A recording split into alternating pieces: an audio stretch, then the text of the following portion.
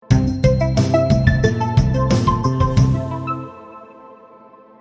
کابل کې یو خیریه بنسټ بېوزلو ماشومانو ته د زده کړو او پرمختګ زمینه برابره کړې ده چې د 280 تنو په شاوخوا کې ماشومان په وړیا ډول دلته زده کړې کوي او د یوې روښانه راتلونکي په لور هیلهمند ګامونه اخلي. دغه بنسټ مدیر میرویس مخلص وایي چې دوی دې ته ورته بل بنسټ هم لري چې تر ډیره بریده د بېوزلو او بې سرپرسته ماشومانو لپاره یې د زده کړو زمینه برابره کړې ده. د مخلص په وینا چې اوس مهال دوی هیڅ ډول ملاتړی نه لري څو له مالي اړخه د دوی لاسنیوی وکړي او لا ډیره زمینه د زده کړو او پرمختګ لپاره ځوانانو او نویو ځوانانو ته برابره کړي. دغه بنسټ 18 کارکوونکي لري چې 12 تنه یې ښوونکي دي. 280 شاګردان موږ لرو. دغه 280 شاګردان زمونږ هم نجونې دي او هم هلکان دي. دغه هغه غریبه قشر زمونږ د جامعې ده چې فیس د شخصي کورسو یا مکاتبو فیس نشي ورکولی.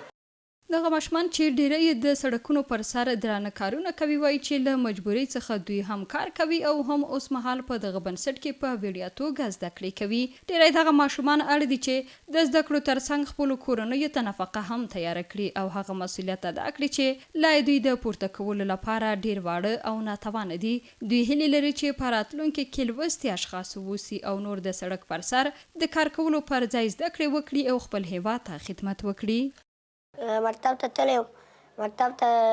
تللی یم بیا کتابچه مې ورک سو کالي مې ورک سو بیا هغې ویلې مه ځه وایه زه بل ځای کې درس وایه بیا راغلم دلته خپل آینده جوړ کړم. دلته راغلم درس وایم دا آینده مې ښه شي. مکتب کې مې څلورم ټولګۍ پورې درس مې ویلي هلته ونه شو لږ مرضي راته برابر شو یو نیم میاشت شفاخانه کې بستر وم مکتب مې پاتې درس وایم هلته چې آینده مې ښه شي کشور مې ښه شي د مجبوري خاطر دلته درس وایم.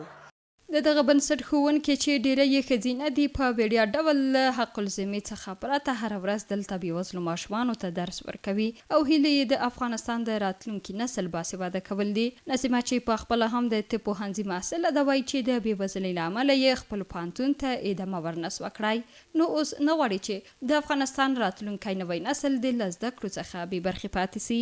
طفلای خیابانی هستن. دا ټول خیاباني ماشومان دي چې په بازارونو کې کار کوي او له زده کړو وروسته پاتې دي. موږ دلته د دې لپاره راغلي چې دوی ته زده کړې ورکړو ځکه زموږ د هیواد وضعیت ښه نه دی. ماشومان باید له زده کړو پاتې نه سي. دغه بنسټ داسې مهال د بېوزلو او خیاباني ماشومانو لپاره د زده کړو او پرمختګ زمینه برابره کړې چې په افغانستان کې ډیری ماشومان د فقر، بېوزلۍ، وزګارتیا او د کورنیو سرپرست نه درلودلو له کبله په کم عمر کې د سړکونو پر سر په درنو کارونو بوخت دي. د یادولو وړ ده چې سرپرست حکومت تازه په کابل کې د سوالګرو د ټولولو کمپاین هم پیل کړی دی چې په خبره یې تر اوسه پورې زرګونه ښځې، نارینه او ماشومان د سړکونو له سر څخه راټول کړي دي. مریم هوتک، CMG، کابل.